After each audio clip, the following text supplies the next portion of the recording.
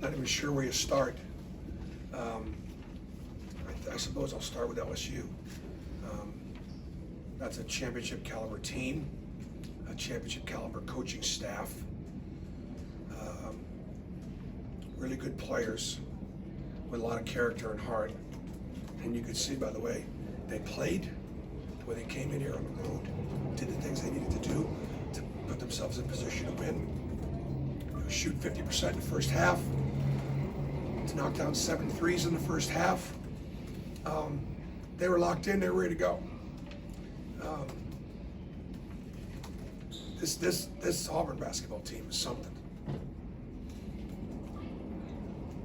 I'm not sure exactly how much we were down in reg, but it might have been down 8 with a minute. Down 8 with 2 minutes to go. Down 8, inside of 2 minutes. It was inside of 2 minutes. And, we pressed up a little bit. We worked on a middle ball screen where we felt we could get Javon open at the top of the key pretty easily with a couple of rebounders rolling down. And one thing when you play against Coach Wade, he's very unpredictable, which makes him really good. They change defenses, they guard different ways. And the way they guarded Javon was they were rolling under the ball screen, and he was going to be open. And he knocked down obviously big shots, but he knew going in the game that shot would be available. There were moments in the second half which Samir Dowdy just took over. When Samir Dowdy left VCU and Coach Wade left VCU to come to LSU, I called Will, in addition to congratulating him, and asked him about Samir. Samir, as we all know, is a very emotional player. Wears it on his sleeve. And I asked Will what he thought about taking him. Should I take him?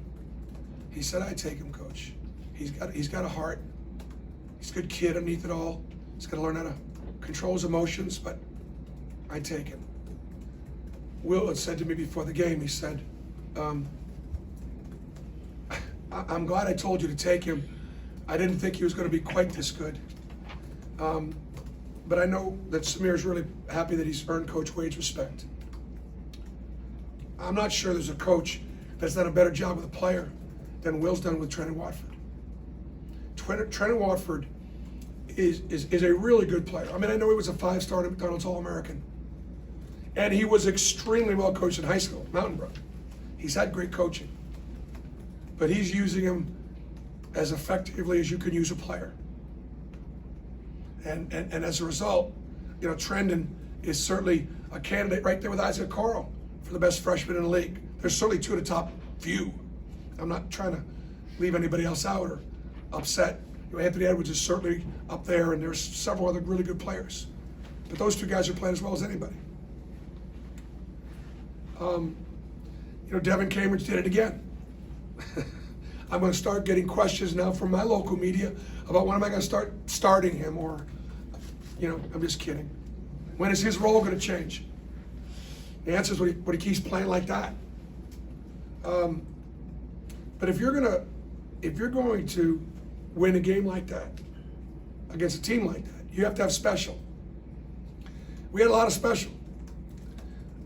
LSU only had 8 offensive rebounds. They had 23 offensive rebounds last year at LSU. Austin Wiley wasn't healthy last year at LSU. Austin Wiley was the man in the middle tonight. He was the man in the middle. And without Austin and 13 rebounds and changing shots to the rim, and it just doesn't happen. So I mean, it's an incredible effort. Javon McCormick, 23 points, 9 rebounds, 9 assists. Really? But it takes special to win a championship. So, great environment, great atmosphere. Let's just see which teams can continue to get better. What were you guys able to do in the second half to slow down that offense and put yourself in position? We played more zone. I thought the zone was good. It's historically been good for us. We communicated pretty well out of it. I thought it just kind of put LSU, it just disrupted them a little bit. And that was a big factor for us. the call and your view of Javon's game-winning drive there? Well, first of all, disappointed that we lost the lead late. We made some plays that they made plays, but we also made some choices that we coach and talk about, and hopefully we learn from. It's a simple matter of Javon's the quickest guy on the floor. Get Austin to get up in the middle of the floor, spread everybody out, get him something to go downhill. Javon was smart enough to not settle for that jump shot. The play I called was not to pull for three. It was to somehow get to the rim. And he did, and all went in. Considering how well LSU was playing, was that one of your better comebacks of the year? It's one of the better comebacks of my career because of what was at stake and just how much we were down late to such a good team in a championship type game. I can't think of many bigger. Coach, it sounded like the PA announcer was calling Darius Davis all game, and he was having a heck of a game. He had 19 points, and then he gets fouled out. I thought that was a big turning point in the game. What did you think about Darius Day's play today? And do you think it would have made a difference if he was in there, especially at the game, at the end of the... Well, he was plus 17 when he was in there. So, obviously they played better with him on the floor. He was a pick and pop matchup problem for him. They used him a lot like we used Chuma Kiki a year ago. And they put him in a ball screen. They stepped him back. We were late on tags, and he made shots. He made 3 threes and drove it downhill right, and played really well. This team hasn't been a prolific three-point shooting team, but what gives them the confidence to keep going, and especially down the stretch, to hit as many as they did it? Well, Samir and Javon obviously, got open looks and made open looks, and they stay in the gym and as seniors have confidence. And I think when you go through different sets and you play call for them, and that's their numbers being called to take those shots, it's what we want. So I think it just gives them confidence that we're calling you to shoot this shot. We got a couple of down screen dribble handoffs where Samir shot behind Austin. He knows he's supposed to try to get clear and free and shoot the shot. So there's no doubt. There's just no doubt. That helps, I think, a player make that play. And how important was Devin stepping up, especially with D'Angelo being out? It was huge. It was just huge. Devin has got no fear.